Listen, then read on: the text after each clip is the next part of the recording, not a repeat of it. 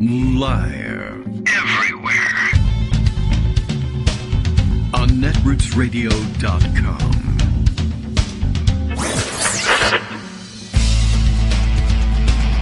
David Waldman. Kagro. In the morning. Now, here's David Waldman.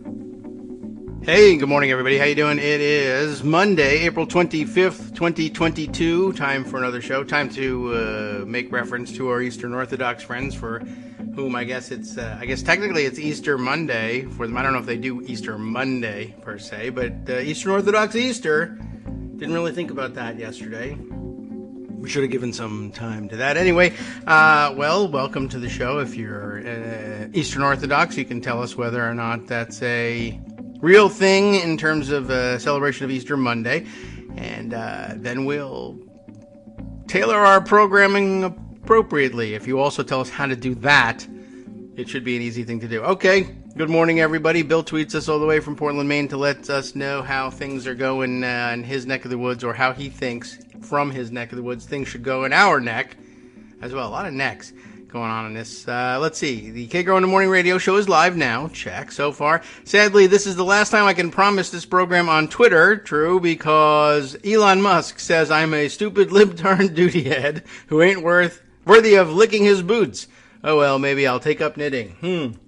I guess he seems to be as serious as Elon Musk gets about buying Twitter, and I don't know exactly what it is he promises to do with Twitter, but it's probably bad. Maybe he'll redesign it to look uglier in some way, or I don't know exactly what he's got in store. Or launch it into space, or bury it underground in a tunnel that doesn't go anywhere. No idea what he's got in store for us. Doesn't matter a great deal. Let's see. I'm reminded this morning, how did this happen? Oh, yes, right. Well, actually, it came to my attention, I guess it must have been during the overnight hours for me, anyway. But Empty Wheel caught this and highlighted it. But everybody's good friend Digby tweeting some 4 hours ago, according to Twitter, which might be right, might be wrong. I don't know whether they changed their clocks or just use a different kind of time, or Elon Musk bought the time. No idea. But Digby saying, do people realize, I didn't, that the fourth and fifth highest monthly deaths from COVID were in January and February of 2022, this year? No. True sign, though, of COVID fatigue. There are many that, they kind of quietly became the fourth and fifth highest or most deadly months due to COVID, right about the time that we were, of course, getting rid of vaccine mandates, getting rid of mask mandates, telling everybody it was over, et cetera, et cetera. Of course, we've kind of been doing that the whole time, or some people have been trying to do that the whole time. Empty Wheel picking up on this and pointing out, because she sees me tweeting every day what the running totals are. Well, sure, but those were the people Alito killed, so they don't count because he's pro-life, right? He's said he's pro-life enough times that the people he kills, not his fault. You may recall, of course, that when the Supreme Court struck down the vaccine mandates back in January, that Alito, during the oral arguments, groused, essentially, allowed that he was pretty sure, and he was complaining that this was going to be the case, that liberals and other jerks would probably blame or try to blame him and the rest of the conservative Supreme Court for striking down the vaccine mandates. Are you going to blame these subsequent deaths on us? And you better not. And it was I think, his attempt to inoculate himself, curiously enough, in striking down a vaccine mandate against this attack. Well, it didn't take with me. He couldn't get enough boosters to make him immune to what I was going to do, which was mark the date and start counting from there. I've been counting since the date of January 12th, which would be the day before. I mean, I don't remember in its own right what day the vaccine mandate decision came down, but it must be January 13th, because I've been counting since the 12th. So, at any rate, this week, that total has quietly crept up all along, of course, and the growth in the number has slowed, but it hasn't stopped. This week, I think, It's a safe bet that we will pass 150,000 additional Americans having died from COVID since Alito and the rest of his cohort on the Supreme Court struck down the vaccine mandate. So negligible numbers of deaths, right? It's the flu. 150,000 people, including me. I'm drowning at the moment from this. I have pneumonia, obviously. 150,000 Americans dead from COVID just since they said it's really just not important enough to bend things a little bit and say that the government actually has the authority to mandate that, federal employees and others get the vaccine. What could the costs possibly be? So I've been running that total all along. And by the way, many millions of people have actually caught the virus. And, the death rate from the virus is no higher or lower than it has been all along, really, I don't think. It's not obvious from the numbers. But let me see. I'll scroll back and see if I can just find the things, because I do it every day. Yeah, 17.6 million. 17,650,208, according to Worldometers. More Americans have contracted COVID since they rejected the vaccine mandates. And, of course, it's now 147,794 dead. And at the rate at which we're killing them, or I should say, Alito himself is personally killing them. Why not say it that way? We should fairly easily surpass the 150,000 mark later this week. And I remind everybody, of course, was thinking back this morning about it and used Twitter to remind everybody, do you remember when it was 100,000 dead and they printed all those names on the front page of the New York Times, and I think they ran with the headline of incalculable loss. Of course, they have not yet since then bothered to run any headline at all about 1 million people being dead, 10 times the incalculable loss. But here we are with a 150% rate, 50% more people than the incalculable loss. I don't know how I calculated it, given that the loss was incalculable, but I tried my best. 150,000 dead. And again, that's just since mid-January of this year. That's not a lot of time. And it's, I regret to inform you, worse than the flu. Anyway, Greg Dworkin is here. He knows how bad the flu can get. I don't know if that was what we were going to talk about, because we could be celebrating the outcome of the French elections. That could be happening. Greg, take it away. Take it far, far away. Well, I will, but let me just mention a couple of COVID things since you brought it up. Yeah, you can go. It's a very interesting Twitter thread by Brett Kalman talking about Tennessee. Why would he be talking about Tennessee? Because there are some interesting findings from Tennessee. Tennesseans who won't get the COVID-19 vaccine, when surveilled about who is your most trusted source of information, more than doctors, more than hospitals, more than pharmacists, more than public health experts, or politicians of either party, their main choice is no one. Oh, well, that explains some or possibly no things. This is per a new vaccine hesitancy survey the state didn't publicize. The Tennessee Department of Health published a vaccine hesitancy survey last April and announced a second round would follow, and that was done just before the Omicron wave. But the state decided not to push it out, so they only gave Brett Kalman the results when he asked. Well, findings are bad, he says. High levels of misinformed and politicized hesitancy were expected, but vaccine resistance appears more entrenched than I feared. Of those responders who are currently unwilling to be vaccinated, 64 said they will not reconsider. All right. Awesome. We already knew unwillingness is most common among rural conservative whites, which makes up the bulk of Tennessee. Of these rural conservative whites in the survey, less than 1% were vaxxed and boosted. In a smaller quantitative study, none were vaxxed, 0. Why are they unwilling? Top answers were doubts about safety, effectiveness, and need. Many said the government will track them with the vaccine, and others said the vaccine doesn't align with my political beliefs. This is a partisan issue, but rarely is it stated so frankly. And then they gave a link to what survey he had. Wow, that's He said he terrible. also said, you got to take this survey with a grain of salt, because like among the black and urban suburban black population surveyed, there were more conservatives than liberals. Go figure. You should take it with a vaccine is what you should take it with. But okay. Yeah, but nonetheless, just as even if it's not a completely accurate sample, it does seem to be a representative sample. So if you make vaccines partisan, then one side will just refuse to get them, which, by the way, is a bad thing, and that's capital letters. And that's on you, Donald J. Trump, murderer. It's your fault. Who made the vaccine partisan? Wasn't us. It was you. Well, here's another piece, which I think is also interesting, brought to you by one of the people I follow on Twitter, at least until Musk buys it, which is okay. I was like, a Canadian. Musk well, buys it probably won't let me. Yeah, no, I just thought like falling off a cliff by it. I'm waiting for Musk to add the you don't like this guy? He's probably a pedophile button. Oh, that would be a great feature. The main thing about Musk buying Twitter is that he'll let Donald Trump back on, which is like awful. Yeah. But we'll see what happens. In the meantime, this is a Canadian public health guy and wrote a paper with colleagues in the Canadian Medical Association Journal, just published.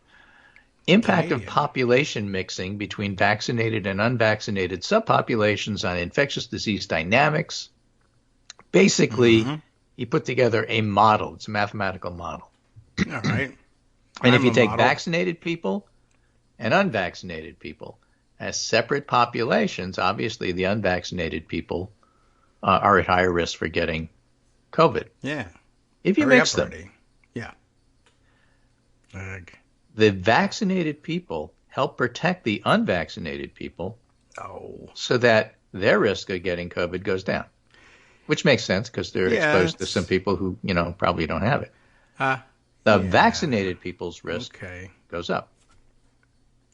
Oh. So, so what's the point of having vaccinated people complain about all the unvaccinated people out there? Well, it matters. We've done the right thing, and our risk is raised by them, and they benefit from this. Yeah, this sucks.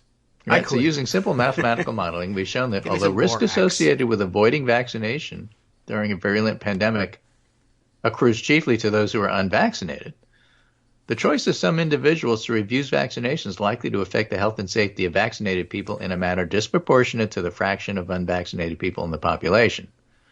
Risk among unvaccinated people can't be considered self-regarding, and considerations around equity and justice for people who do choose to be vaccinated, as well as those who choose not to, need to be considered in the formulation of policy. Well, that's a very Canadian view. That's especially true because it's unlikely that SARS-CoV-2 will be eliminated, and our findings likely be relevant for future seasonal epidemics or emerging variants. So fact of the matter is that what unvaccinated people do does affect vaccinated people, so we have every right to get in their face. All right. I mean, or certainly say rotten things about what they're doing here. It does make sense, and as you originally, pre-COVID, explained herd immunity and vaccinations, it does make sense that there were always people who couldn't or wouldn't get vaccinated against other diseases, but the prevalence of vaccination in the population protected them. But we didn't have to talk about the risk to others who are vaccinated being elevated, probably because it was negligible. But at that point, and it mainly came up with measles. Yeah. And for example, the Disney outbreak. But the more vaccinated your town is, the more everybody's protected. Yeah. So, I remember if there's a failing in the public health response to COVID right now, it isn't that, people are saying, well, everybody's over it, so therefore you can loosen up. I mean, everybody is over it, and you have no choice but to loosen up. I mean, that's not even a question. You can't do Shanghai style, let's just wipe it out. That's off the table. And the public simply won't let you do other things. But the things you can do, and that's what's so frustrating. For example, much more vigorous vaccine promotion. I just don't see it. And it should be happening, the promotion. Sure, the actual vaccination should be happening too. But I don't see a lot of effort being put into making it happen. And also, of course, ventilating schools, making sure, you open the damn window. That's not lockdown, and that's not freedom and French fries, Yeah, maybe they can turn it into something. All this free air is socialism. No, that's what it is, socialist air. That's what we need. Anyway, yeah, the big thing that happened is French election over the weekend, and I think it's important, and I think it's worth spending a lot of time on. Okay. So basically, my headline at the Pundit Roundup is France voted for Poutine. Oh, yeah. That is to say, they voted against him. Right. That's what drove their decision-making. Right. So there's a picture, of course, several pictures floating around the Internet. One of them is a simple handshake between Marine Le Pen, the loser, and Vladimir Putin. And that's the one I chose for the illustration. She's taller with the than caption, how did that work out? 58.6 Macron, 41.4% Le Pen. It's a bigger win for Macron than de Gaulle had in 1965 over François Mitterrand.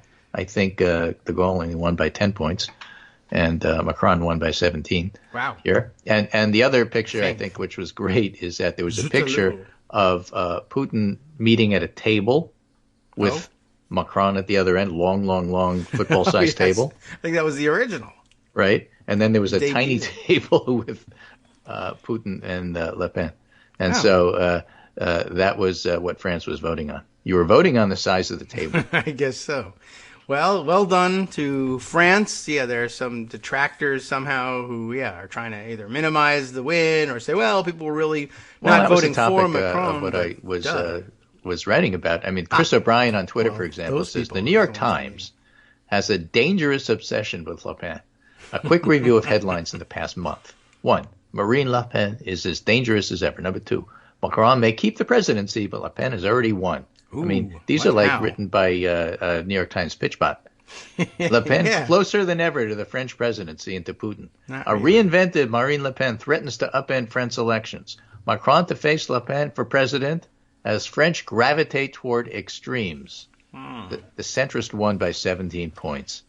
French election opens up as Marine Le Pen surges. In Le Pen territory, as France votes, anger at distant president. By the way, her surge actually lost about 5 points since what she was expected to do at the first round and what she actually did. Surge. Yeah, she got she was predicted to get 46-47, and then she wound up with like 41.5. In Le Pen territory, as France votes, anger at a distant president. This is like the West Virginia diner, except in Nice. I guess right. A problem for Macron in France's election, the hatred he arouses. And as Chris O'Brien, who's gathering these up, says, even if the tone towards her is negative, she's absolutely dominated the way the Times covers and thinks about this election in much of the same way Trump used to drive media narratives. Lessons not learned, I guess. So, my analysis is this is a very solid win for Macron. Again, de Gaulle is the standard that everybody measures French presidents. Macron did better than him. Certainly electorally, right? Yeah. And nothing beats losing like winning. So expect all the coverage to be about the loser because, that's what they do. Well, that's the Times for you. I think they also spent some weekend time with a, I don't know what, the flattering puff piece profile of Chris Rufo as well. Yeah, so for any example. Nazis they can find. Right. Leaving out the people who he's hurting along the way because, that's not really part of the equation. It's like the dapper Nazi stuff. Yeah. Stanley Pignall has this on Pignall? However it's pronounced. Sorry about that. On Twitter, France votes today. A lot of the focus has been on Le Pen. We've had weeks of what if she wins or even if she loses, but the candidate who matters actually is the one who wins. That is the guy who they already had. Yeah. It's not like France got more Front National. It's Front National got more like France. So basically, she eased up on a lot of the stuff she was doing. She's doing a stealth, let me clean up my act thing. But, of course, she's just as racist and anti-immigrant as always. And even though she exiled her father, who was the outright racist, from the party, she said if she won, she'd absolutely invite him to the inauguration. So gives you an idea of what's going on. Well, I'm firing Mike Flynn, but of course he's one of my guys, so he's going to be with me forever. Yeah, well, it might have been unrealistic to think she was going to keep her father away, but... Sure, but, what he represents, That's the reason you why make lip people vote service against to her. it. Yeah. She knew that. She had to in order to run it. and try to get as many votes as she could. She's no idiot. But, the thing that you have to understand about French elections is they always hate the president, whoever it is. And people outside of Paris hate Paris. I guess. Because it dominates.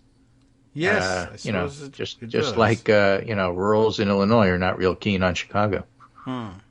People in upstate New York aren't always real keen on New York City running everything. True. So, that's part of the dynamic. And a lot of the vote for Le Pen was anti-Paris. Yes, I hate the Paris. So, the idea that this is all Le Pen, it depends. It depends who's running. That's why Macron did better last time. Nobody knew who he was. Now everybody knows who he is. I got something about him I don't like. And everybody has something about him they don't like.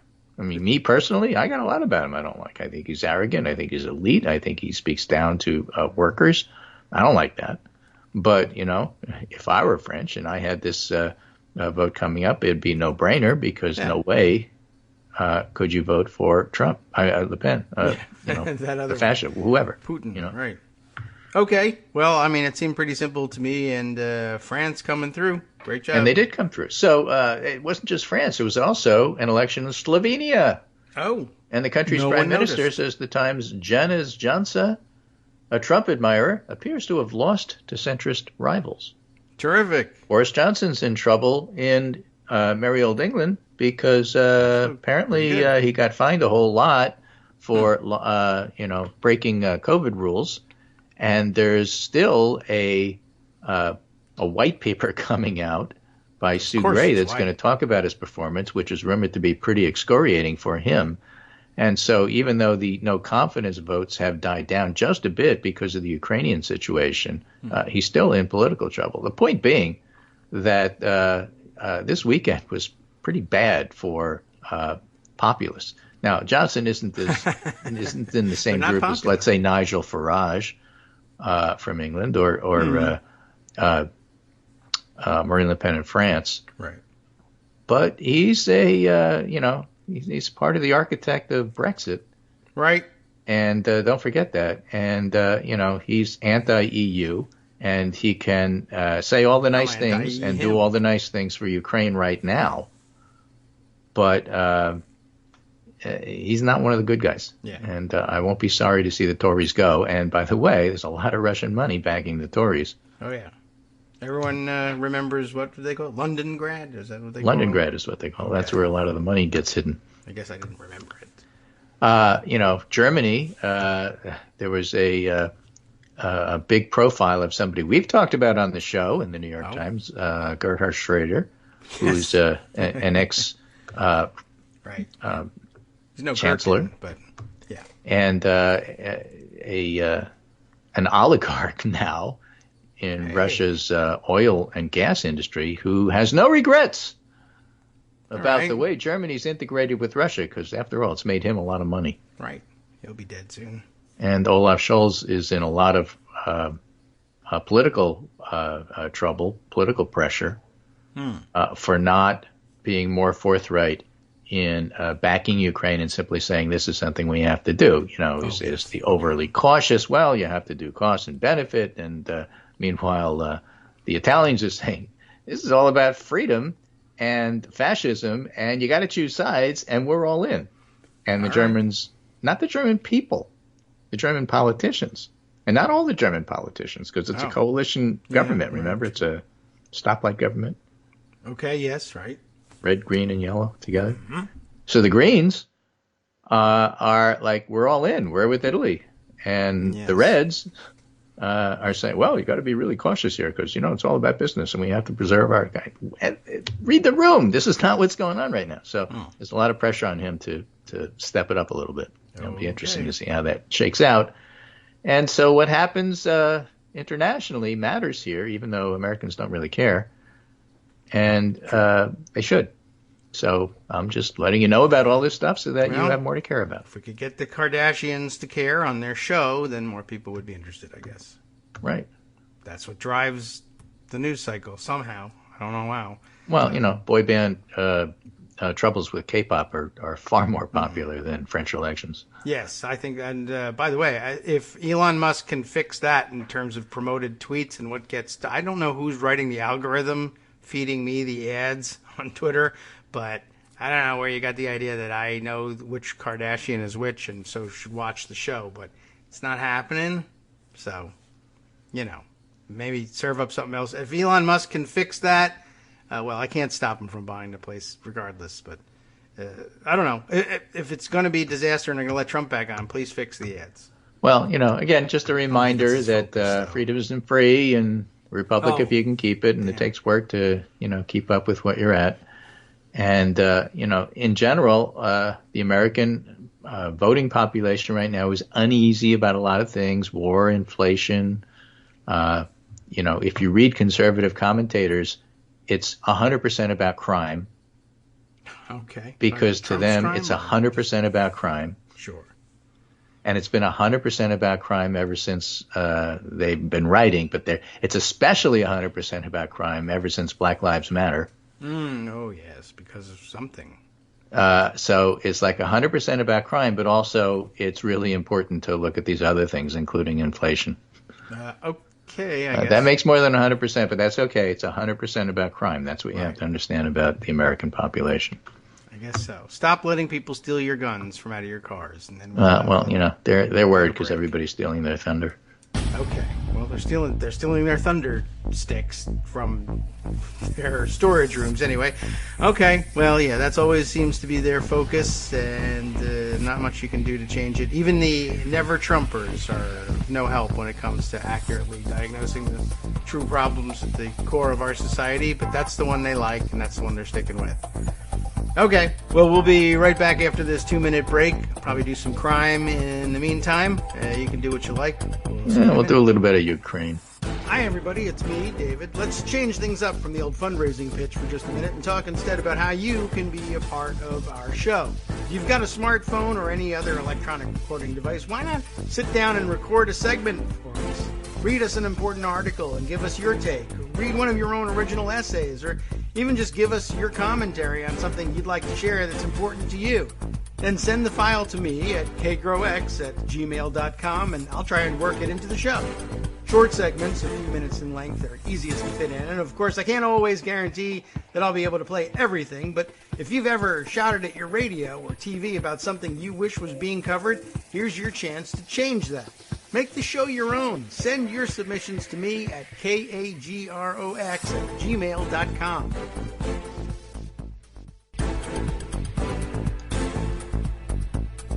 All right, welcome back now to the Kagro in the Morning Show here on Edwards Radio. Shifting about, I guess, furtively, looking for a new topic. Well, you have a plan, probably. I didn't have. Well, I do. I wanted to talk a little bit about Ukraine. Okay, right. What's going on there? It's basically not much movement over the last 48 to 72 hours, and that in and of itself is hugely important, as I will explain. But I'm looking at Phillips O'Brien and Michael Kaufman, two of the more thoughtful analysts about what's going on.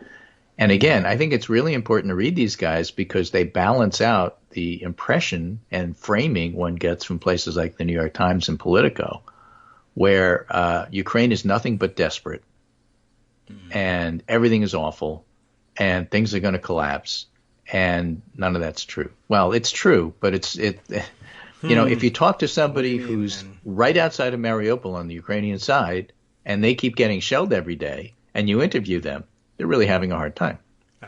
Sure. If you interview civilians, they're really having a hard time. That's all true. But there's a bigger picture, and that's how Ukraine is going about fighting this war and what ultimately is expected to happen down the road. Now, down the road doesn't help you when you're getting shelled today. But again, it's about framing. So if all you read is about getting shelled today, you're going to get the wrong impression about what's going on. This is Phillips O'Brien writing, The Battle of the Donbass, Loss Rates and Why Russia Has to Act Soon or it Won't Be Able to Act at All. What's it been doing? War after the opening phase, which we've passed, is not about doctrine or original plan. It's about forced regeneration and learning. This is the Mike Tyson theory of boxing. Oh. Everybody has a plan until you're punched in the face. Okay. Yeah, all right. Sure. Straightforward.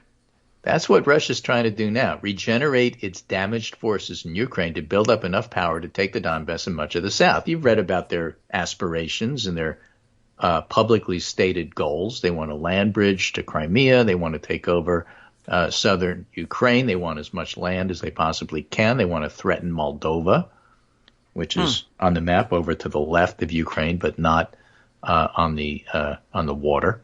Okay. Left of Okay, yes, okay, I see what you mean. So they want to do a crescent from Russia on the right through Ukraine to get to Moldova and take over all that land and reconstitute Imperial Russia. That's basically their plan. They've said so. Over. And Okay. the point is, just because that's what they want doesn't mean that's what they're going to get. Right? For the last week, we've been hearing of the Russians sending more and more battalion tactical groups, BTGs. Not BTUs. Yeah, you feel like you're looking at how your air conditioner works here every time you read this. Right. To Ukraine for this effort. For example, U.S. defense and intelligence officials stated they believe at least 22 Russian military battalion tactical groups are being refitted and resupplied in Belarus with a number of BTGs en route to reinforce those units. Each BTG is around 8 to 1,200 soldiers with armor. Now, those reinforcing units are probably below strength, possessing of seriously stressed and worn-out soldiers, and will suffer from some serious weaknesses, says Philip O'Brien. But still, the Russians are sending in more. Estimates went up from 65 BTGs to maybe as many as 90. The problem they have is while they're reinforcing, the first part of the Battle of Donbass is already underway, and the Russians are losing forces at a clip that seems only a little bit slower than they're reinforcing. Ukrainian estimates of Russian equipment losses stand at, as of this morning, 873 tanks and 2238 different armored personnel carriers. Now, there was one estimate from the U.S. that Ukraine may have as many tanks as Russia now because Ukraine's gotten more and Russians lost a lot more. Oh, okay. So on 16 April, just before the battle was seen to have opened, Ukrainian estimates of Russian losses stood at 762 tanks, 1982 armored personnel carriers. In 8 days, and Ukrainian estimates of Russian vehicle losses look pretty accurate, the Ukrainians have judged that Russia's lost 111 tanks and 256 AFVs. At full strength, that would be basically the tank and component, the personnel carrier component of 10 battalion tactical groups, right? Okay. So in a week, Russia has added 22 and lost 10. They're trying to build up.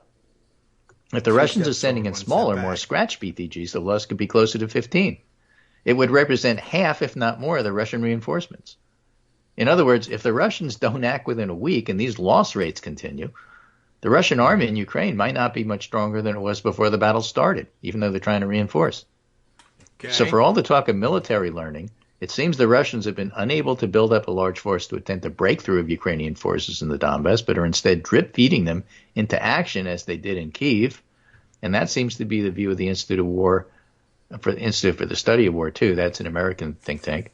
Here is its daily report. Russian forces continued offensive operations along multiple axes, even as they completed moving reinforcements down from the retreat from Kyiv into the east. Russian forces have only committed a handful of battalion tactical groups to offensive operations. They could still launch a mass defensive operation, but the objectives that they're trying, especially around Isium, are unclear.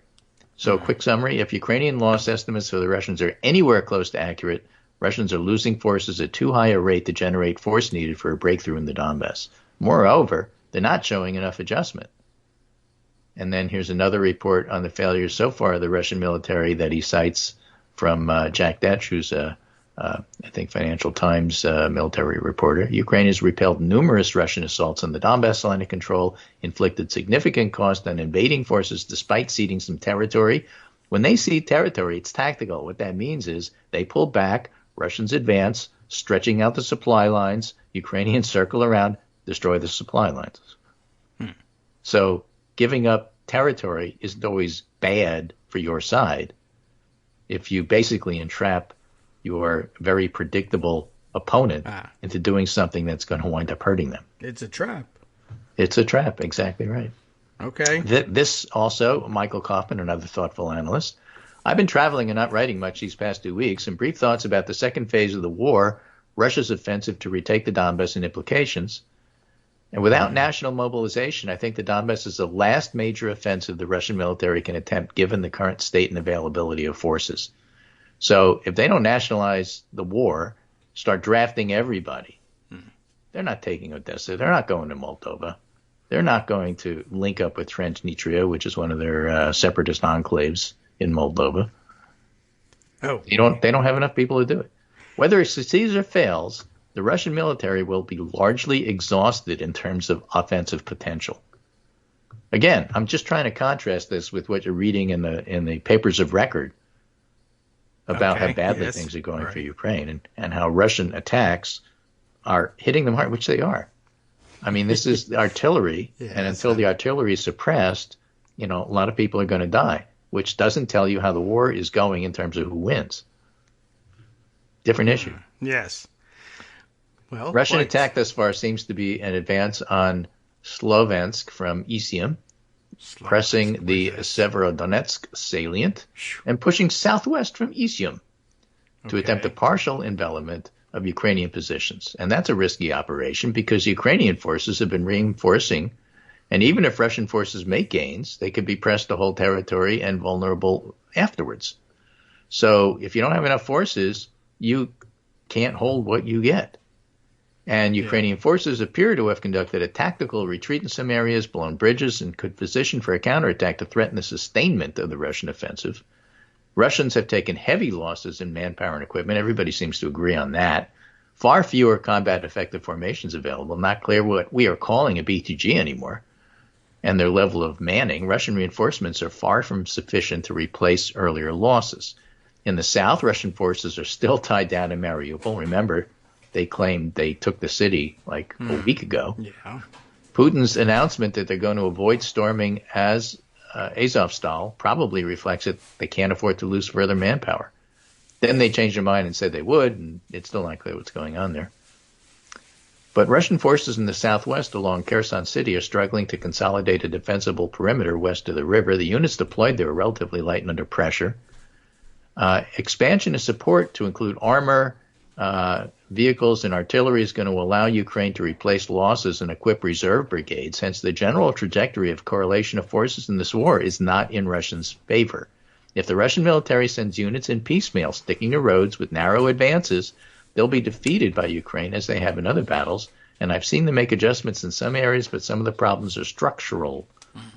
More generals lost and all of that. Right. Reticent to make any predictions on how the battle will go, but the appointment of a specific commander, the Butcher of Syria, that changes a little. There's not much distinguishing him from other Russian generals. The more pertinent question is how and if the Russian military has reorganized command and control, which they haven't.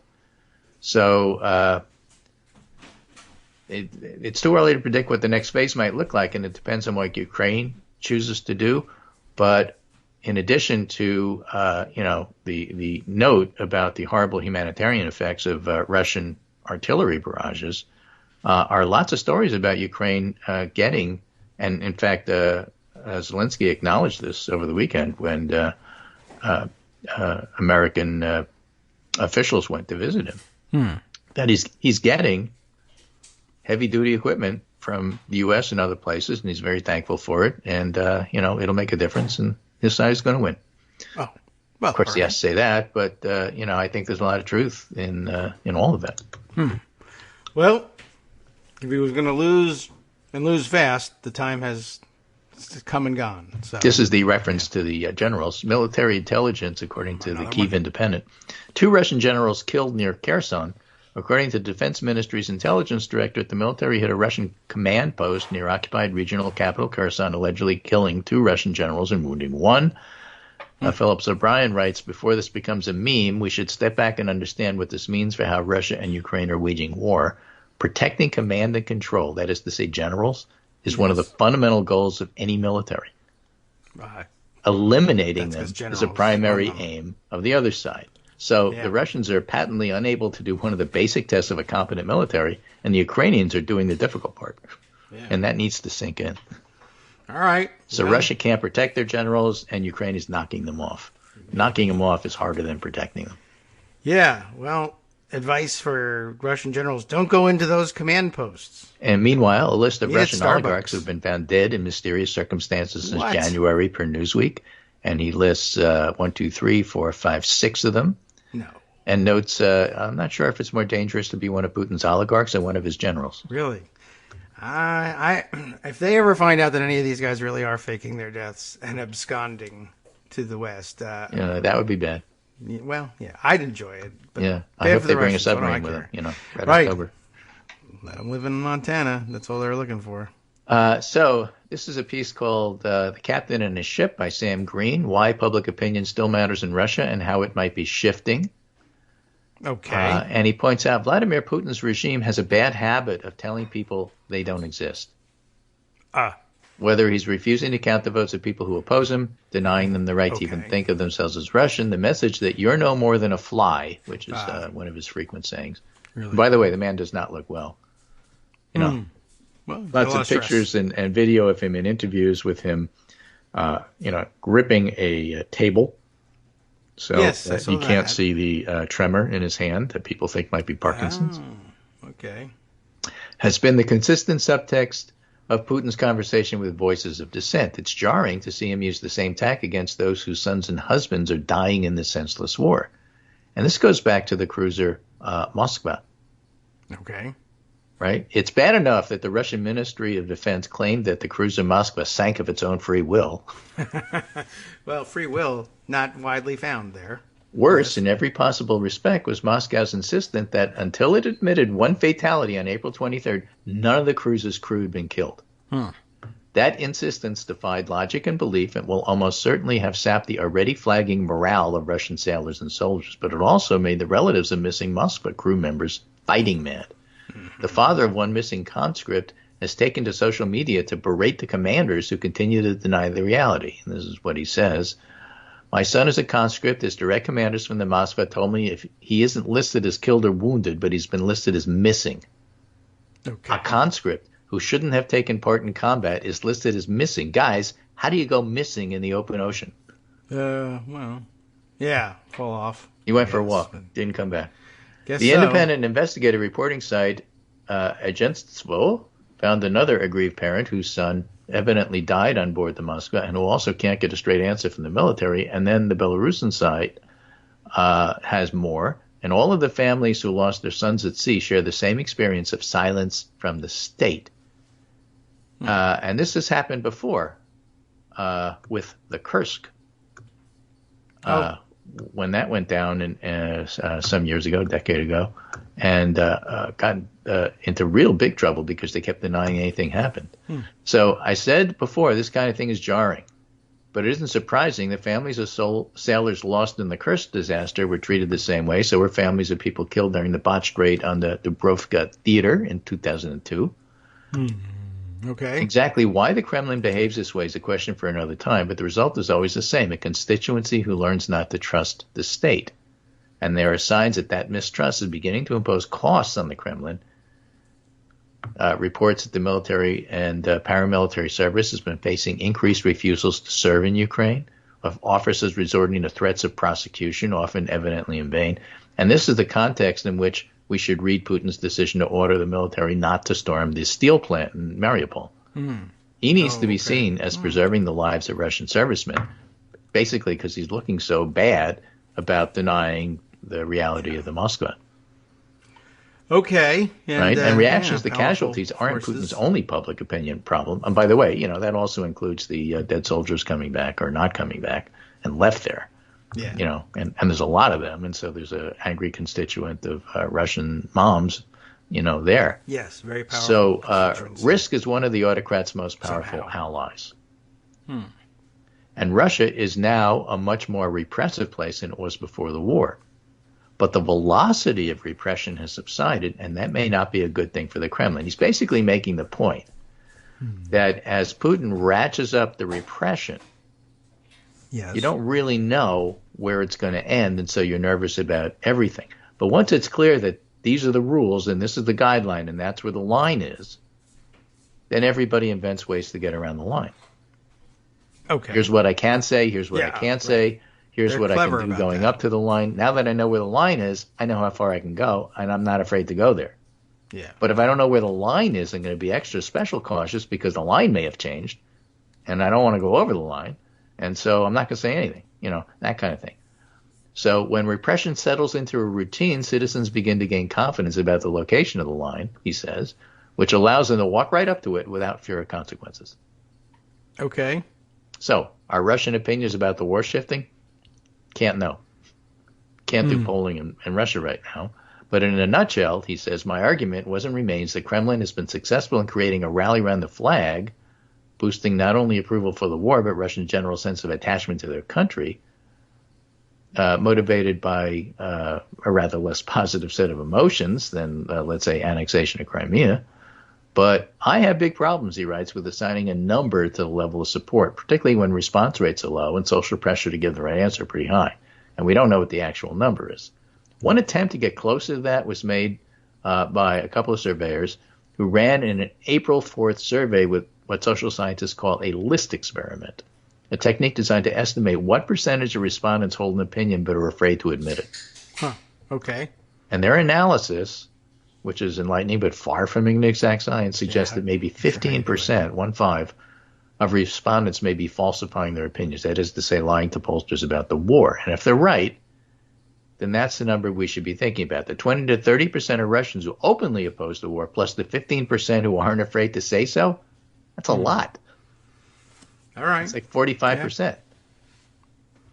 That, right? well, So the 55, right? 65% who support the war may be impossible to reach, but if, almost half of the public is, not on Putin's side about this, well, the more they see the anger of parents of lost Moskva sailors or reports, that are otherwise negative, the more likely they will be to make their opposition to the war overt. And the more they do that, the more the balance of social pressure may begin to shift against the war. So all is not lost. It's not like nothing can happen in Russia to change Putin's, pressure from the public. And losing, just increases all of those pressure points.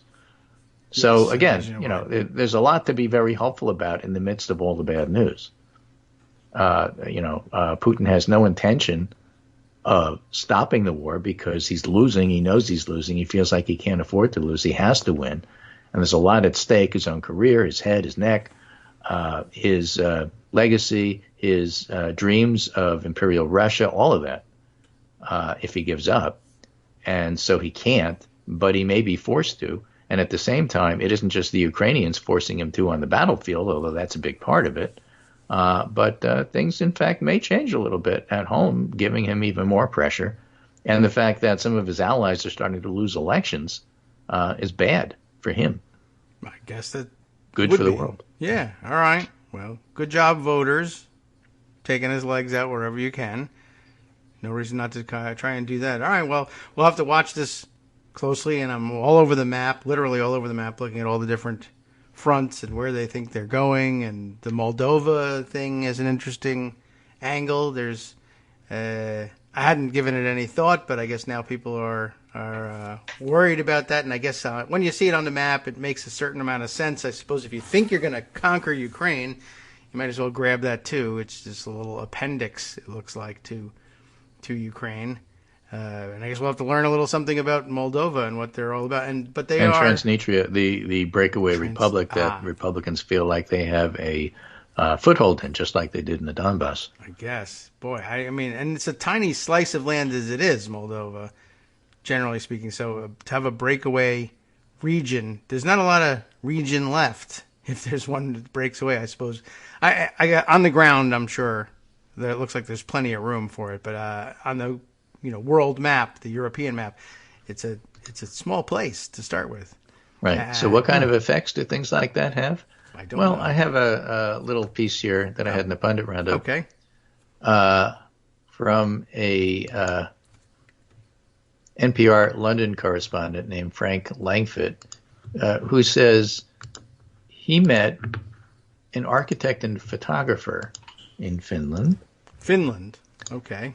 At the harbor in Helsinki. Helsinki. Yes. He said Go back up he north didn't here. want Finland to become caught up in military competition. I always thought of myself being a pacifist, and NATO for me was part of the militarization of the world. But invasion has transformed thinking in Finland, which has an 830-mile border with Russia. A recent poll says 68% of Finns now want to join the alliance. Huh. Well, Nobody can remember that kind of rapid change in public opinion. So it isn't just Germany that public opinion is changing. It's Finland, the Baltic countries, obviously, Sweden as well.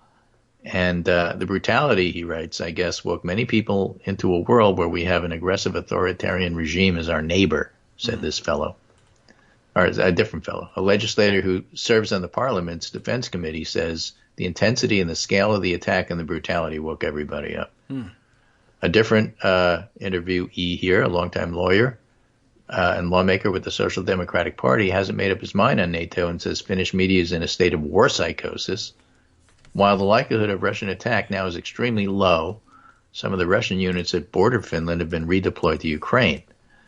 He says he's concerned about the level of public debate. Anybody who questions membership is being vilified as a Putin agent. So that gives you an idea of what kind of pressure is building in Finland, that the people opposing it are worried that they're basically losing ground. Yeah. Falling behind on their forest raking as a result, I'm sure. All right, well, back up to Finland. I've been thinking about them for a while. I mean, the point is that there are all sorts of ramifications. And, the Moskva sinking was a big deal in Russia.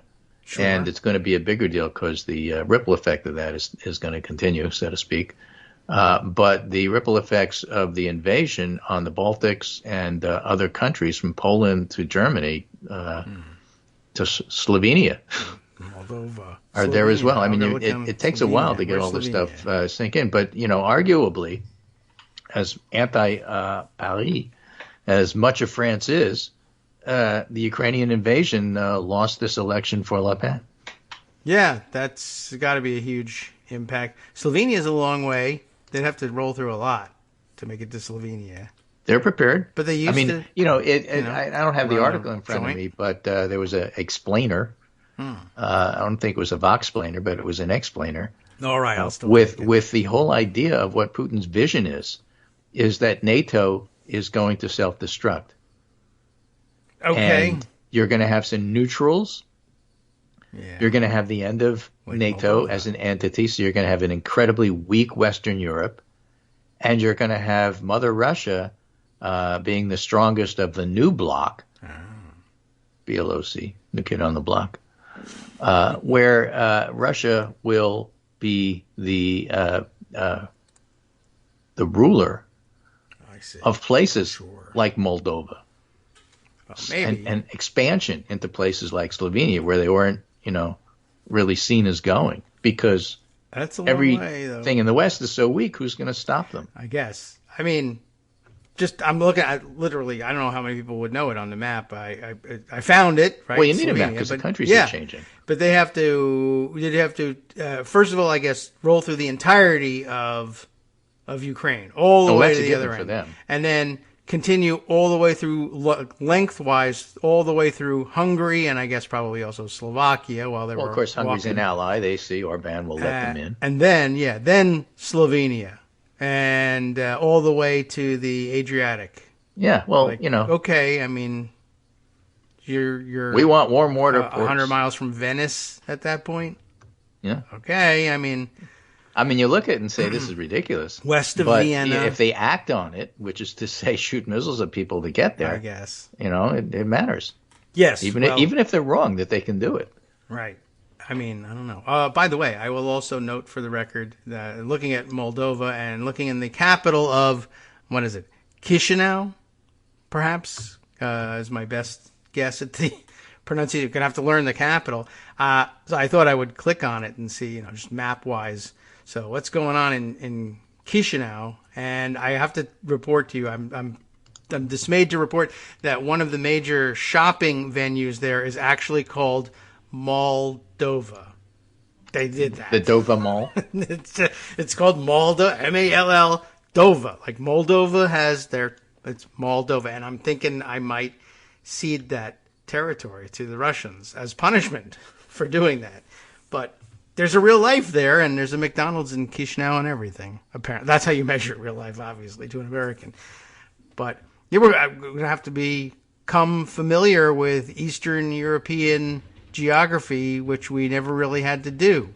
And, well, I guess it'll be a learning experience. I hope they lose the war and I learn a lot. Yeah. Well, the first thing you have to do these days is use Google Maps and find out how long of a drive it is with a tank. Right. When you look at Google Maps, it tells you this is how it's how long it'll take you if you drive. Right. This is how long it'll take you if you walk. This is how long it'll take you if you use a bike. Right. And this is our estimation of how long it'll take you if you're in a Russian BTG. They should just put that in there. I mean, it's useful information. This is how much if there's going to be like here little where the symbols gas stations along the way so that those tanks can refuel. This here is a crash, and this here is a radar trap, and this is artillery fire. Exactly. Got to watch out for these things. Yeah. Well, okay. I am astonished to having to learn all of this again. And with new country names at that. But I mean, honestly, I don't know. Maybe I thought we were being alarmist if we're thinking about Moldova, but boy, Slovenia is just, I don't know. Okay, I mean, I guess everybody's going to have to worry about these things. And I don't know, is there any indication for the Finnish? I know they have a long border, but any indication of anybody on the other side of the border? Nothing? Or are they just getting nervous and thinking... No, as they pointed out, the Russians on the other side of the border actually had to pull their forces to send to Ukraine. So they're in a better position now than they've been in a while. Well, maybe Finland should invade. In the short term. They're worried about the long term. Yeah, I guess so. I mean, I could always come back and who knows. But, it's not bad to have the Finnish thinking of that, I suppose. If it's their choice, well, we're not forcing you into anything, then that's fine. Isn't that the way we should be expanding the thing? All right, well, thank you, Greg, and we'll check in again on Wednesday. The war will be completely different, and they'll be on their way to probably have a new map of Europe at that point. Yeah, I guess so. All right, we'll catch up again then.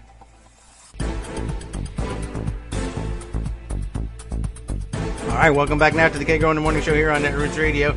Maximizing my time with Greg. Thanks for sticking around for so long. There's an awful lot to cover. I don't know. It seems to me certainly like, well, I guess if they're removing forces from the Finnish border, they may, I don't know, who am I to tell Finns, right? If they're panicking unnecessarily. But I would certainly be concerned. Moldova looks like, I guess, a realistic possibility if they roll through Ukraine, or I suppose it's possible that they can come in from the south because they've had greater success along the Black Sea there and dealing with Crimea and Odessa and those coastal towns. And it's not a far stretch from the coast to Moldova, although is it totally landlocked? If you really zoom in, they come very close. Moldovan territory comes very close to the water, and I think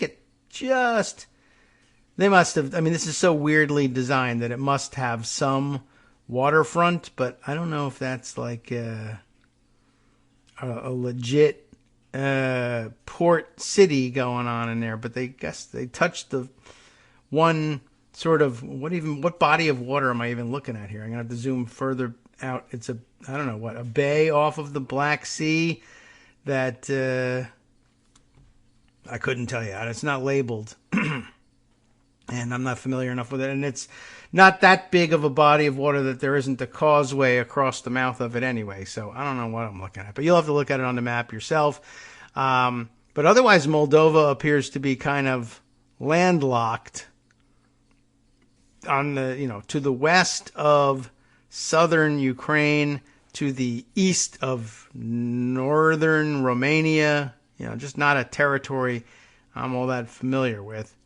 But it's way out there, and as I said, you'd have to continue on all the way through Ukraine and all through, I mean, they at one point did roll through all of Eastern Europe, right? I mean, they did make it as far as, well, they made it as far as Berlin, obviously, in World War II, and Slovenia, I guess was part of Yugoslavia, and, actual Soviet influence in Yugoslavia was famously weak. That was about as far as they could get in terms of at least a communist sphere of influence, but Yugoslavia was not under the thumb of the Soviet Union in the same way that their eastern neighbors were. But it's a long way to go. But okay. But didn't they just have was it the elections in Slovenia? Maybe that's it. They were just reacting generally to the role of Russia in European geopolitics. Because France isn't in much danger of invasion by Russia either, you wouldn't think, but yet it was a big deal for their elections. I think that was the point, rather than, I think, genuine worry that Slovenia faced Russian menace troop-wise. Okay. Boy, there's an awful lot to dissect and all that. All right, over to Pocket, as well as perhaps the Twitter feed to get some of the other interesting items onto the record. Oh, yes, we should, I guess I'll remind everyone, it seems like a lifetime ago, but last Friday, as we were finishing up the show, the court proceedings down in Georgia were getting underway. The administrative law judge in Georgia hearing the case for removing Marjorie Taylor Greene from the ballot in Georgia as an insurrectionist. Very interesting proceeding. And interesting, I guess, also in terms of, I guess we have to kind of catch up on what is possible there and what's not possible there. I think the most likely outcome, as I understand it, the deal is the administrative law judge gets to make an initial determination. If he, if he finds it warranted, he could send a report recommending, I think, that Marjorie Taylor Greene be removed from the ballot, and I guess giving a directive to the Secretary of State, which is, of course, Brad Raffensperger there. And you know what a stickler he is for the law. But directing them to either remove her from the ballot or say that, all right, if she remains on the ballot, because it's getting late in the process, if she remains on the ballot, there should be signs posted at the polling places declaring ahead of time that all votes for her will be considered invalid and just won't be counted. Whether or not, I'll see how that works out. But essentially, that is subject to appeal, and it's something that you can take to, I guess, you can go to state court with it. You could probably make a federal question out of it. And while it's within this judge's power to issue this, it's, I would guess, pretty unlikely that a state administrative law judge is going to want to be the determining, the final determinant of, or at least the initial determinant even, of what happens to Marjorie Taylor Greene with respect to ballot access. They're probably going to say, well, there's reason to hear this case further in another court.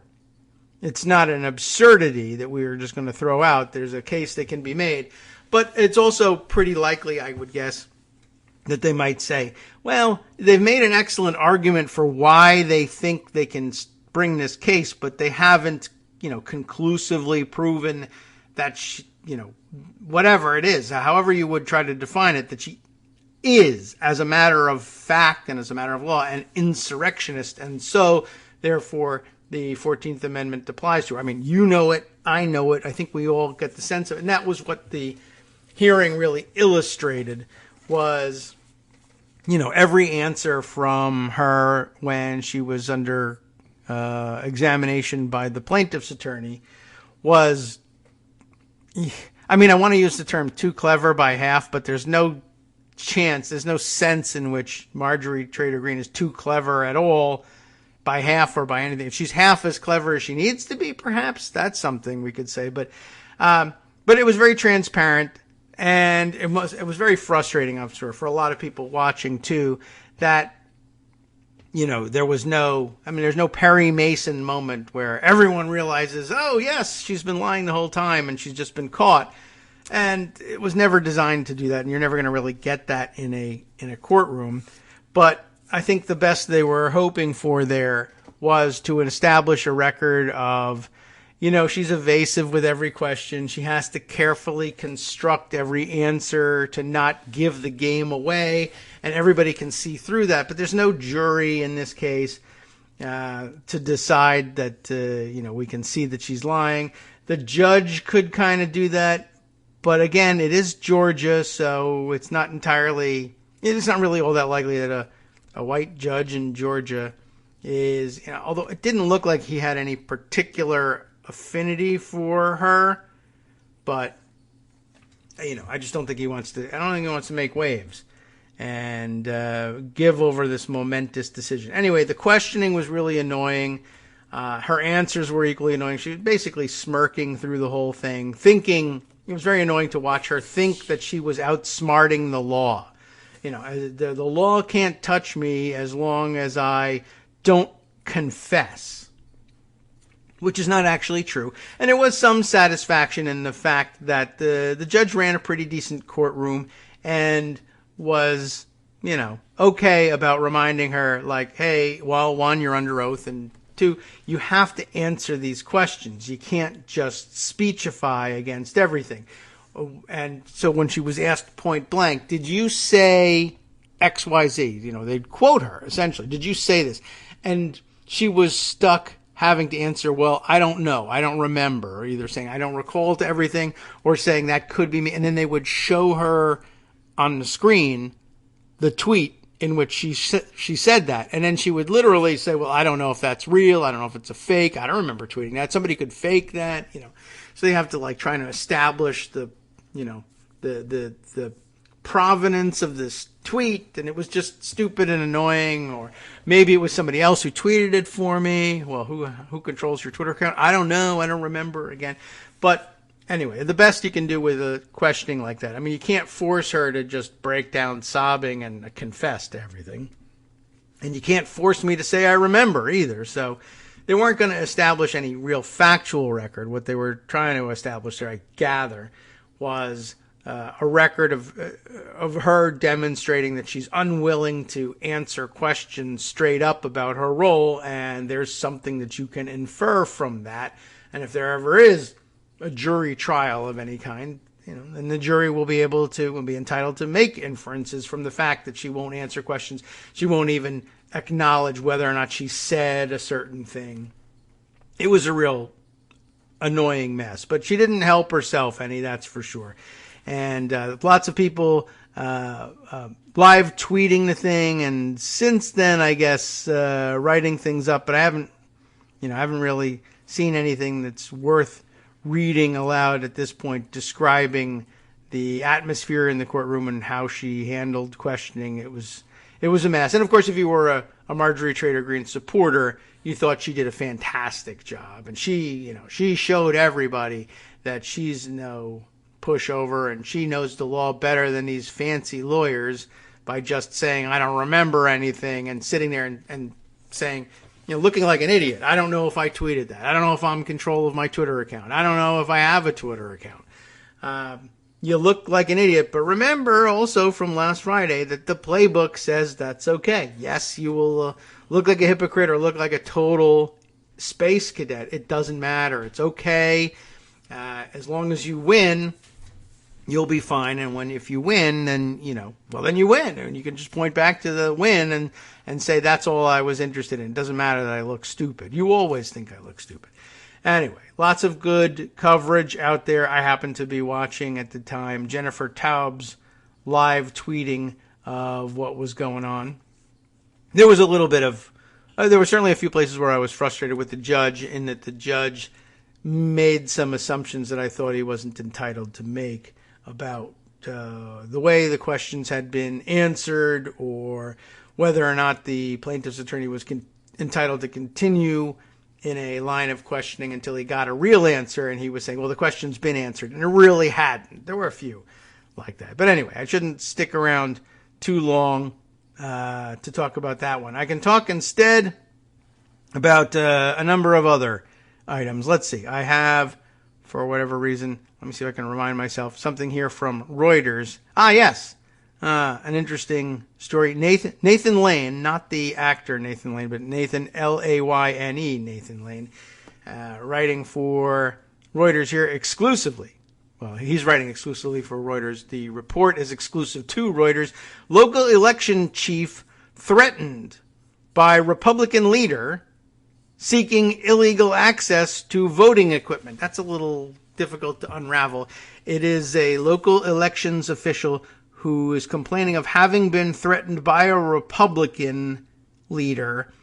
That Republican leader was seeking illegal access to voting equipment. I just thought this was like, well, that's a very interesting story to know about. And once again, blatant illegalities from the Republicans, and still, to this point anyway, no consequences. What's the deal here? Oh, look, they're offering a bullet-pointed summary as well. But let's read through the whole thing just to get some sense of how dumb and weird it is. And maybe that's it. We can do a summary of the dumb and weird things that Republicans these days are saying and doing.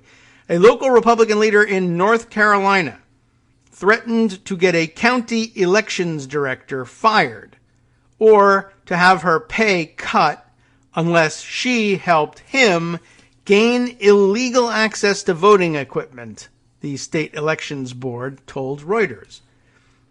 Who knew, right? The party official, William Keith Center, S-E-N-T-E-R, sought evidence to support, you'll never believe it, false conspiracy theories alleging that the 2020 election was rigged against former U.S. President Donald Trump. The previously unreported incident is part of a national effort by Trump supporters to audit voting systems to bolster the baseless stolen election claims. We've spoken before about the, I forget which county it is, in Colorado, the county clerk there, one of those county clerks who believes in the same crazy theory, was also caught, trying to surreptitiously remove the hard drives or whatever from voting machines in Colorado, bringing unauthorized personnel into the locked up storage place where they keep the voting machines and trying to abscond with the equipment. Here is a local Republican official in North Carolina who believes the same dumb thing and says, I'm going to use my power on whatever elected board he sits on. It'll be explained later on in the article. And I'm going to have you fired or at least have your pay cut unless you help me do this crime. They just love criming.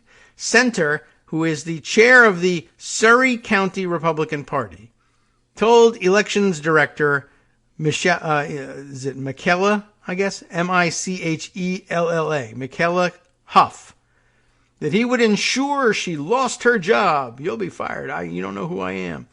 You will lose your job if she refused his demand to access the county's vote tabulators, the North Carolina State Board of Elections said in written responses to questions from Reuters. So they've discovered this. Center was, quote, aggressive, threatening, and hostile in 2 meetings with Huff, the state elections board said, citing witness accounts. Center did not respond to requests for comment. Huff, who refused Center's demands, was disturbed by the incident of political intimidation. Such threats have become common nationwide since the 2020 election. Reuters has documented more than 900 threatening or hostile messages aimed at election officials in a series of investigative reports. And we read through some of those. And most of them, of course, are, individuals. They may be Republicans, they probably are, but individuals who in their own capacity, if that can even be said to be descriptive of whether, I think they're incapacitated, but just calling up and making random threats against people who they have learned from the newspapers are the local elections officials, because I believe they've been stolen. So if they were stolen, that must be the person who stole it. I'm going to call up and threaten their life. But this is an actual, Republican official and prevailing on elected officials to use their official power to punish an elections official who refuses to help them commit crimes. That's kind of weird. Well, it's a shame that this is being normalized, Huff told reporters. I didn't expect to get it here in our county. We're just trying to do our job by the law. No one ever expects it, of course, until the Spanish Inquisition shows up and demands the hard drives. Center's demands are a potential violation of state law. In a legal memo responding to community calls for a, quote, forensic audit of voting machines, Mark Payne, an attorney retained by the Surrey County Board of Elections, wrote this week that it was illegal to provide access to voting machines to unauthorized individuals. Anyone threatening or intimidating an election officer could also face felony charges, according to a state statute. Center and a prominent pro-Trump election conspiracist, Douglas Frank. I don't recall hearing his name, but who knows. Anyway, the two of them, Center and Frank, met with Huff on March 28th. This is kind of late in the game. This is not that long ago. It's less than a month ago. Claiming there was a chip in the voting machines that pinged a cellular phone tower on November 3rd, 2020, Election Day, and somehow influenced election results, the state election board said, calling the claim fabricated disinformation. Separately, in a public gathering that Huff did not attend, Center threatened to have Huff's pay cut, according to Huff, who said a person at the meeting told her about the threat. 2 days before meeting with Huff, Frank gave a speech in Dobson, a town in the rural county of 72,000 people on the northern border with Virginia, where he spoke about debunked conspiracy theories about the 2020 election, the board said. The day after the meeting, Frank, an Ohio math teacher, so of course he's in a border town in North Carolina, between North Carolina and Virginia, given a speech, because I'm from Ohio, I'm a math teacher. Well, he thanked his, quote, patriot hosts in a post to the messaging app Telegram about his trip to North Carolina and said he was leaving behind a bonfire burning in good hands, or whatever that's supposed to mean. But by the way, just wondering whether should he be an Ohio math teacher if he's out there indoctrinating people, something. I thought that was like a real big problem with Republicans. But I guess if he's indoctrinating adults and doing it in North Carolina, it's okay that he returned to the classroom with impressionable young minds in Ohio. Well, let's see if we can do something about that. Frank did not respond to requests for comment. Exactly how Center planned to retaliate against Huff remains unclear, which I guess is why no charges have yet been brought. He claimed to have the backing of Surry County commissioners, all 5 of whom are Republican, and he's the county chair of the Republican Party. So he claimed that they were on his side, ready to take action against her, but neither Center nor the commission has any official power over her job, which rests with the state election board. That board, in case you're wondering, has 3 Democratic members and 2 Republican members. So she might be safe, which is why she's speaking out. But she might only be safe for how long? Because remember, in some of these states where Republican legislatures are dominated by Republicans, they're changing the rules slowly. Like, okay, well, maybe we should write a new law that says from now on the state board will have 3 Republican members and 2 Democratic members instead of the reverse, and then they can lean on the majority Republican board to fire Huff or reduce her pay. That's all that stands in the way, I guess. The county commission chairman, Bill Goins, Goins, declined to comment on Center's efforts, but confirmed the commission could not fire Huff. Patrick Gannon, spokesman for the State Board of Elections, said in a statement that the board reported the threats against Huff to state, federal, and local law enforcement and would continue to report any attempts to interfere with state or federal elections or harass or intimidate election officials. No one has been charged in the incident. The North Carolina Department of Public Safety and the Federal Bureau of Investigation did not immediately respond to requests for comment. On Saturday, Dobson Police Chief Sean Myers said he was not aware of the threats to Huff and did not believe his department had responded.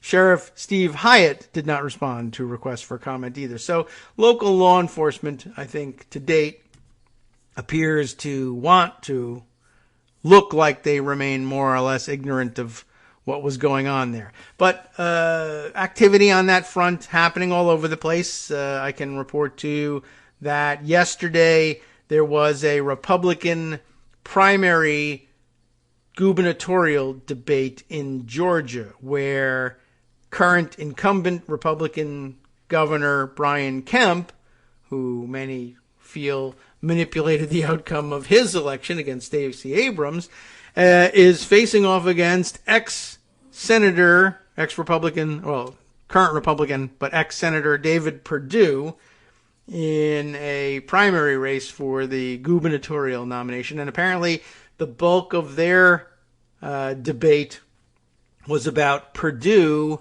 blaming Kemp for having caved to I don't know who, such that the 2020 election was rigged not only against Donald Trump, but also against him. You rigged it so that I wouldn't win outright and I would get in a runoff and that I would then lose to Raphael Warnock. Or was it Ossoff that he lost to? Now that I'm thinking about it, let's see. Warnock, if he's up again for, he's up for election again soon because he was only filling the seat, so he must have defeated Loeffler. I can't remember what the pairings were in all of that.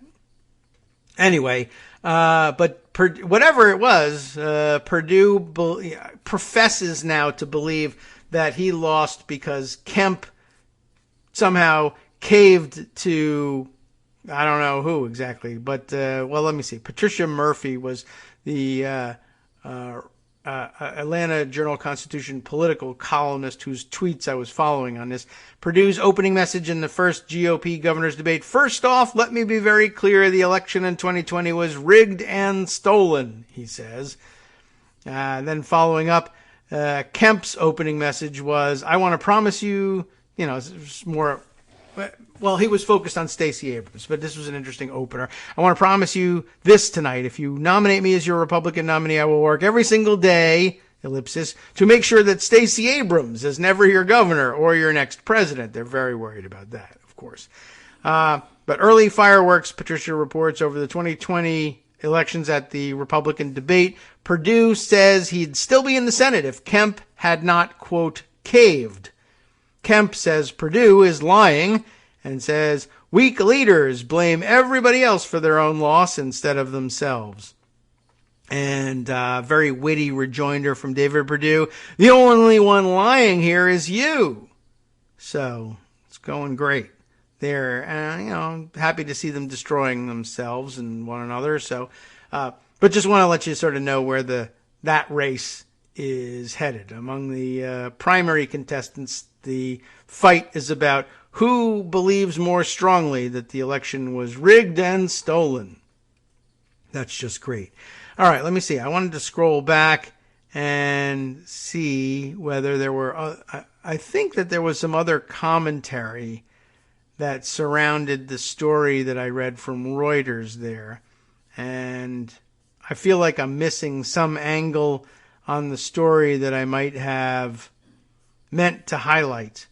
And I have to look and see whether the tweets that I used to park this stuff away give some hint to it. But I guess not immediately. But I'm scrolling by a bunch of other things that I think are interesting from the weekend as well. And, let's see. No. Yeah, well, I'll find it, I'm sure. But in the meantime, it's just, wow, so many other things. Here we are. Oh, yes, right. Oh, yeah. Now I remember. I was interested in this story because Jonathan Turley was being stupid over the weekend, and Armando was having, I think he was enjoying beating up on Turley on Twitter. But in particular, you know, the very Turley, should be an adjective, the very Turley approach to all of current national politics. I guess he, on Saturday, in tweeting about the Marjorie Taylor Greene hearing, writes on Twitter anyway, as with the calls to censor disinformation, the calls for disqualification represent a serious threat to our democracy. Just as free speech allows good ideas to counteract bad ideas, free elections allow good candidates to prevail over bad candidates. And so we should allow insurrectionists on the ballot. Just to hell with the 14th Amendment. Who cares about anything? And just let people decide whether or not they like insurrection and choose that way. And that was, by the way, of course, her lawyer's, part of her lawyer's argument and all of that. And he did make some interesting claims Like, for instance, that if you wanted to disqualify her as an insurrectionist, what you had to do was to leave her on the ballot and see if she won, and then you leave it to Congress whether or not to seat her. But that's not actually what the state statute allows for. Anyway, Turley thinks that the idea of enforcing the 14th Amendment or censoring or otherwise tamping down on disinformation is a disservice to the First Amendment itself. Well, of course, that's quite ridiculous. Hi, it's me, David Waldman, the same guy who was just talking to you a second ago. Our Patreon subscription drive is still going strong, with over 175 monthly donors who help keep us on the air. If we've helped keep you going during the pandemic, why not return the favor and help us keep going so we can all be together for the next disaster? Patreon.com, Patreon.com, makes it easy to make secure, recurring monthly contributions to support our show. Patreon.com/KagroX gets you straight to our donation page. Maybe you'd like to thank us for keeping you sane during the Trump era. Maybe you're looking forward to in-depth explanations of what's going on in the Biden administration. Whatever it is that keeps you listening, we need your help to keep bringing it to you. And hey, if you happen to prefer using PayPal or even the Square Cash app, we're up and running with those options too. Thanks again, everyone, for all your support. We literally could not do this without you.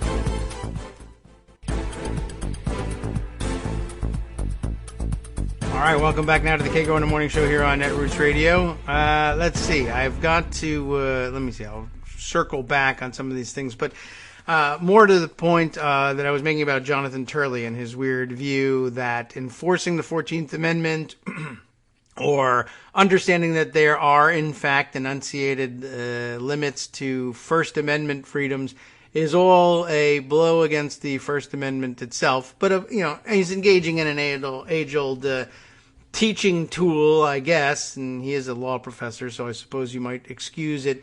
But the idea, of course, that it's at the extremes and in the gray areas where you run into difficulties with big concepts like constitutional law. But this is known, it's not discovering anything new here. Things, as I was writing, get weird at the extremes, and one of the complications that's most true where things get most odd at the extremes is that's where, or what makes them so interesting as teaching tools is that's where academic theories on this stuff and what are the limits of the First Amendment tend to break down.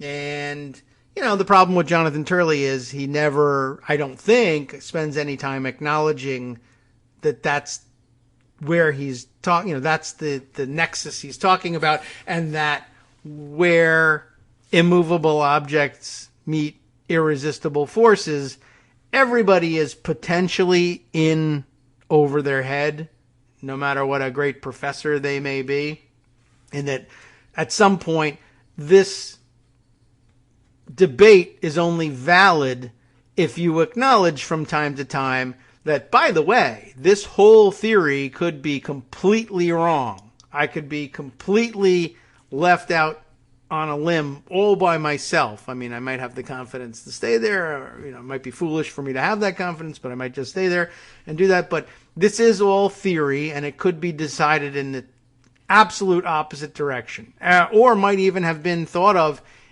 in the absolute opposite way for hundreds of years. But I just think it should change now. But, so there's a sense in which what he's engaging in is like legitimate academic debate. But of course he proposes it, he writes it and presents it as policy pronouncement, which is beyond his purview, and he should probably acknowledge that. For instance, where one of the places where his kind of theorizing lands you in trouble is with that Reuters story. That Jonathan Turley, under his theory, would tell you that it is creeping fascism to prosecute that local Republican official, or even to stand in the way of the commission of his crime. Because, after all, he's just enunciating a protected First Amendment kind of speech. I believe the election was stolen and rigged, and that if you'll just let me commit this crime, I will find the evidence of it. And I have a First Amendment right to commit this crime to get the evidence of the thing that I made up. And that's one of those limitations that the First Amendment or any amendment run into, is that at some point there's a criminal code that stands in the way. And just as it is outside the bounds of protected speech to shout fire in a crowded theater, that was supposed to be a metaphor for, yes, it's also, it's not just about theaters. It's not a rule about theaters or talking about fires. It's a rule about the limitations in general. And for you to, it might be protected speech to say that you believe the election was rigged, but no, just because you would look smarter saying this dumb thing if you could just find the evidence, and the reason you can't just find the evidence is that the evidence is locked up and left beyond your control, and if you could just defeat that with a little bit of larceny, then you would be able to prove that you were right and that it was, in fact, protected speech, particularly because it's true. Except, that assumes an awful lot more than the First Amendment entitles you to. That's the problem with Jonathan Turley and his weird theories about First Amendment extremism. There are limitations to it. And, of course, there's no First Amendment question when you're talking about suppression of what the private actors who run Twitter believe is disinformation. It's just no state action there. You're out of your, you're out of your depth. This is not a First Amendment issue. You're going to have to go away. So anyway, there's an awful lot of that sort of thing going on these days. Let's see, other things I wanted to connect with it. There's so many things happening here. And I think here, let me dive back into Pocket. There are a couple of pieces that have been languishing for a while that I want to bring to your attention. This one didn't blow up yet, so we still have a chance to bring you this one. And it might turn you on to something that you'll see later on and say, I had no idea, but for the fact that we read this a week late on, or maybe even more than that, on Kagro in the Morning. Ben Collins, senior reporter of the Dystopia Beat, as he puts it, for NBC News, tweeted this when? April 21st. So heading into the weekend, I guess. And it must have been my intention to bring it to you on Friday, and we were distracted by Marjorie Trader Green instead, who writes, it's been 3 weeks, and I guess now 4 weeks, and I think people are catching on. To what? Well, fundamental societal change is underway. I think we all are getting an idea that might be the aim here, being pushed through state legislatures by a tag team of fundamentalists, network outrage cycles, and the bored online far right. All, of course, and I think you're all aware of this part, targeting gay, trans, and queer people. This is absolutely true and absolutely obvious, and we all have seen that. And what is of interest is that he attaches his tweet from 3 weeks prior, from March 31st, noting a particular and rather peculiar angle on that fight. I think even on March 31st, we were all pretty well aware that this is what was going on. But this is something to look out for that I hadn't really anticipated. So back on March 31st, Ben tweets, it's hard to express just how radicalized far-right spaces have become in the last month. It was difficult then, it's even more difficult now, in part because this new brand of radicalization is so specific. These spaces have become openly, aggressively, mask-off, anti-gay. I think we all see that. Now, this is the part that's unusual. They've also become extremely, ellipsis, pause for emphasis, really, anti-sports. It's weird. And I agree that it is weird. What are we talking about here? He then goes on to say, I know this sounds insane, but many in the MAGA-verse have started aggressively attacking anyone who watches sports. Now, reminder, of course, that they're supposed to be boycotting the NFL, the manliest of whatever, alpha male, whatever. But they're boycotting that because Colin Kaepernick once got away with something, by which we mean he didn't get away with it. I don't know why they continue to think he's still alive, so he's gotten away with it in their view. There and then the NBA took COVID seriously for a while, so that was bad, and whatever else. But it's difficult. I think NASCAR banned all the overuse of Confederate flag and all sorts of things that bothered them, and they said they were going to boycott and yada yada yada. But now I guess that's generalized. And it's very difficult to imagine, the manly man, blue-collar, beer-drinking America giving up sports for politics. But anyway, but I guess this is really just among the trolley online, right? But it's a weird attack to make, a weird tactic to try, because it just seems destined for failure, because you think America is pretty addicted to its sports and its sports coverage, right? So he says, no, it sounds insane, but in the MAGAverse, they've started aggressively attacking anyone who watches sports. There are some allowances for stuff like MMA, mixed martial arts, and like UFC Ultimate Fighting Championship. But anyway, there's some allowances for stuff like that, but they believe that it's feminine in some way to idolize sports stars in these spaces now. It was always odd, I found, but I don't think anybody described it as feminine. Anyway, it's a full divorce from regular people. Yeah, I don't know how well that's going to work. I'm just interested that they would even bother to try it. There's a screen grab here from some right-wing, ultra-white and ultra-right online wingnut, a post on who knows which social media site from Reddit admins suck it. That's the username. And it says here, watching sports ball this spring/summer, F you for being a short memory piece of S. There's a lot of cursing in this one. Now all caps, I will never ever let you effing traitors forget. What? So it was just straight into outrage, and everybody's like, what? I can't watch sports? What? And sports ball, that's funny. Which is another, I think, appropriated term. I think it's something I used to see Atrios use all the time, just making fun of, not being connected to that part of popular culture at any given moment and saying, I hear a big noise from the sports ball bar downstairs. Something in a sporting contest must have happened, that kind of thing. And I guess they've grabbed that and they're appropriating that one now. I just got a text, Ben then continues, asking me if this is April Fool's, because this is March 31st. It's not. The big things users gripe about on extremist far-right sites in the last few months are trans people, gay people, LGBTQ allies, and people who like sports. They call it sports ball and complain constantly. Here's a tweet or the equivalent on whatever, crazy social media is. You're not white if you're still watching sports ball at this point. Really?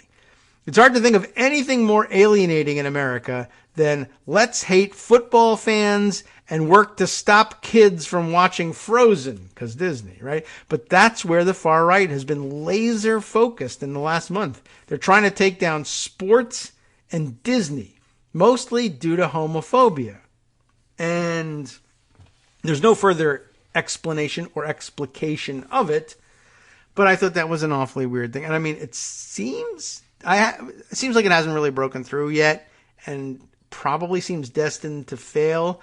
Although, again, at the outset you would have thought, oh, it's destined to fail, this attack on Disney, and yet it lingers.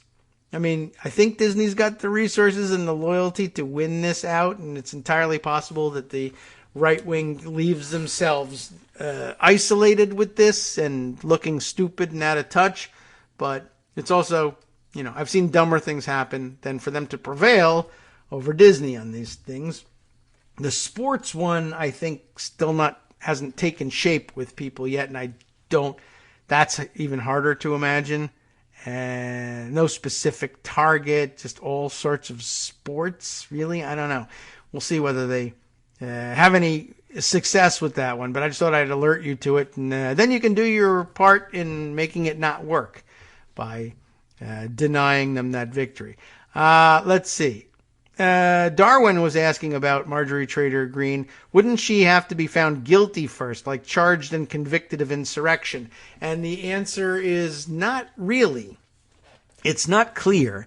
That's a good construction of it, and it might be what the state or federal courts decide to fall back on, because they are looking at a situation where I think the existing statutes entitle them to do this without a conviction. There's no requirement that there be one, no explicit one, but they may say that makes a certain amount of logical sense. If she's convicted of insurrection in particular, or sedition, or something, anything, as long as there's a conviction on the books that they can point to say that's solid foundation for deciding that she is an insurrectionist within the definition of the 14th Amendment and is therefore blocked from ballot access.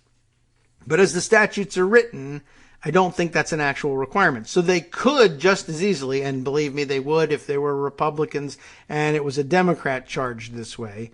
And that's part of the danger, yes, and supposed to be part of the limiting principle here is, well, what if they just start deciding that Democrats are insurrectionists because they don't like them? Yes, that could happen. And, you'd be either totally excluded from the political process and either decide to take that, or, as civil rights leaders as revered as Martin Luther King have pointed out in the past, that there's a certain voice in which disenfranchised people will speak to make themselves heard when the political process is no longer available to them. You see? So there are some limiting principles to this. But it is within their purview, I think, to say it's undefined what insurrection is. The plaintiff's attorneys have offered us an interpretation that's acceptable to us of what insurrection is, and have demonstrated her dedication to that principle. And given the very nature of insurrection, it's not entirely clear that you're ever going to see a formal declaration of war against the United States with organizing principles that are set down in documents that make it easy to, provide documentary proof of insurrection and this person's participation in it. But if you're allowed to define what meets the threshold for insurrection and hand it to a jury, it wouldn't be unreasonable for a jury to reach the conclusion that the activities of January 6th were an insurrection, that she was intimately enough involved in the activities of January 6th to be considered an insurrectionist. And as long as there's no statutory requirement that there be a conviction on the books in order to make this decision, they're entitled to make it. But I think you're probably right in that it would be more likely that rather than make that decision and have it be subject to appeal, of course, and have people say, well, what's your proof that there was an insurrection or that she was an insurrectionist? And you say, well, that's the feeling we got from the testimony. I mean, that's the way courts work. That's, why is this person guilty? Why are you executing this person? Well, this was the feeling that that's ultimately it, right? But this is the feeling we got from, duly admitted evidence, and there's all sorts of rules that are supposed to stand in the way of just making that inference, and there has to be some grounding for it. But the plaintiffs provided the grounding, and they convinced the jury, and that's it. Sorry. If you want a specific definition of insurrectionist, put it in the statute, but it isn't there now. We're originalists. So it's entirely possible, right? But I do think it's unlikely. I think the judges that are involved in this are going to do everything they can to not be the ones making the call. And that's one of the ways that they can do it, by saying, well, we're waiting for an actual conviction here. All right, let's see. I noticed, by the way, over the weekend that the New York Times took up on Judd Legum's idea of, I don't see how anybody could avoid doing this reporting. But I'm glad that Judd did it first. But New York Times now joining in examining the math textbooks being banned in Florida, so that whether it's just a scheme to hand the entire textbook trade to that one, what's it? I can't remember the name of the stupid Carlyle Group, right? The Carlyle Group owned textbook thing, or whether they're really just trying to fight their culture war, whichever the motivation, whichever one prevails, or is the majority responsible, make your own call. But they found much the same thing, that of course it's mostly harmless. I think the example that they picked out and illustrated the New York Times piece with was, two cartoon characters, one a white girl and one a black boy, sitting, they're in the corner of the little text box, and it says something like, essentially, that the two kids have different ways of figuring out in their head what 10 plus 5 is, or rather, what was it? I think it was something else. It might have been 9 and 5 equaling 14.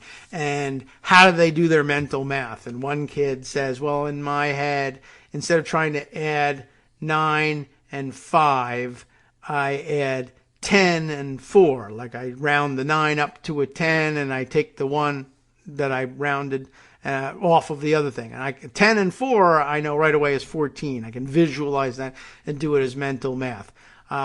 Somebody else said that they do it a different way or whatever. And so basically you're asked, which way do you do it? What do you think of the other way? And let's all work together to understand how everybody does it, and that as long as you get to 14, it's a valid answer, and it shouldn't make a difference which way you do it mentally, and maybe somebody else's version of doing it mentally, as long as they land on the right result, will be of interest to you or make things easier for you. You'll understand things differently.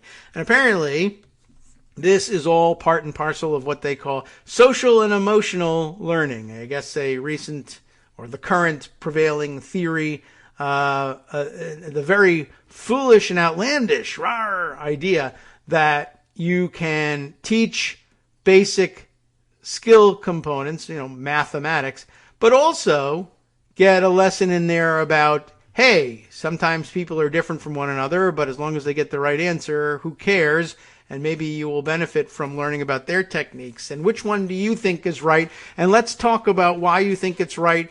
And if you think one of the other ones is wrong, do you have something to say about that? Maybe you'd like to say what you're thinking, and we'll say what we're thinking, and we'll all have a good time learning how the others think and how they arrive at their conclusions and why they do the things they do. And we'll learn more than just math here, which I'm sure conservatives are frustrated with, because no, I just focus on the math. Just focus on the math and stop wasting time on social and emotional learning, which is usually what I say to stop trying to make us pray and do this Pledge of Allegiance. Couldn't we use that time for instruction? And that never works for some reason.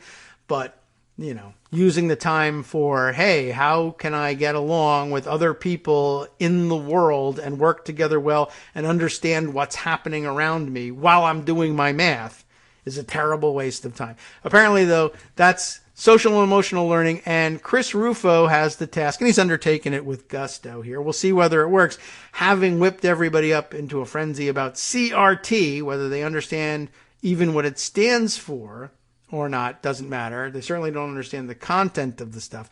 CRT is bad. We got to get rid of CRT. Okay, so now that I have fought viciously with my neighbors and I have fired all my kids' best teachers, surely we're in the clear now, right? We can now relax and enjoy the fruits of our labors. And Chris Rufo says to them, no, well, what I meant when I said CRT, I actually also meant this other thing that has 3 initials, SEL. SEL is the new CRT. See, they've disguised CRT as SEL, and they're trying to sneak it past us. And, you know, it never strikes anybody because they're not that smart, right? If they were, they wouldn't have this fight. But they don't think. That doesn't strike me as likely. These really sly, clever, Eastern elite, Harvard-educated liberals thought that we wouldn't be able to glean any parallel whatsoever between CRT and its focus on soft stuff we don't like, and SEL and its focus on soft stuff that we don't like. That seems like a poor disguise. You'd think they would have hung some other label on it, or maybe had more initials or something like that, or stayed away from an abbreviation like that altogether. But I don't know. We'll see whether he's able to convince them of that. I don't know whether he has anything to do with the anti-sports campaigning. But it seems, I'm curious whether he'll run up against any limits here, or just some sort of fatigue. Like, you keep telling us this is the key and this is the prize and we got to get rid of this, and then you change the prize on us and I'm getting tired. But it might be very energizing for them too. So I don't know. All right, let's see. I got to turn back to another comment here. I happened to come in via email. Mike sends me this email that FYI about Moldova and their Black Sea access. This is very important. I do want to know about this. It's FYI. Here's a link to an interactive map, which is at historic.place / there's a whole thing. What's the actual URL? Is there like what's the top level domain on this thing? Historic.place. Is place its own domain? Huh. Well, at any rate, I guess I could put I'll open it up and I'll put the link in the note to Scott for the summary. The interactive map shows the Moldova frontage on the, Dniester, D-N-I-E-S-T-E-R, Dniester estuary, a small inlet to and from the Black Sea. It is low and swampy and not exactly a natural harbor. It doesn't look like there's any development there, so I think it's wet. Let's go kayaking. I don't know. Is that an important Moldovan priority? Been researching the area as my paternal grandmother was born near the Moldova border in modern day Ukraine. Well, thanks, Mike, and good luck in finding out. That's interesting. Someone always knows off the top of their head what's going on in these corners of the world. This little bit, it really didn't look like, I guess it's got water access, but really, it might really just literally be swampy, like for kayaking. It's not why they chose, but I would be interested to know why they have that. Usually there's some sort of diplomatic dispute somewhere when they're drawing the borders and somebody's going to be completely landlocked and they say, we don't want to be completely landlocked. I don't know why, shipping, right? You want that. But I don't know why you settle for this little kayak inlet. Maybe it's not a matter of, I took it. It was an open negotiation. We were at war and this is what I could get. And they were mocking me by giving me this. I don't really know what it was, but I'd be fascinated to find out, but I don't know that I would bet that you're going to be fascinated to find out, but I don't know. It's possible, but I appreciate that, Mike. And it's interesting just because you never know who's going to know what. And tell us what you find out.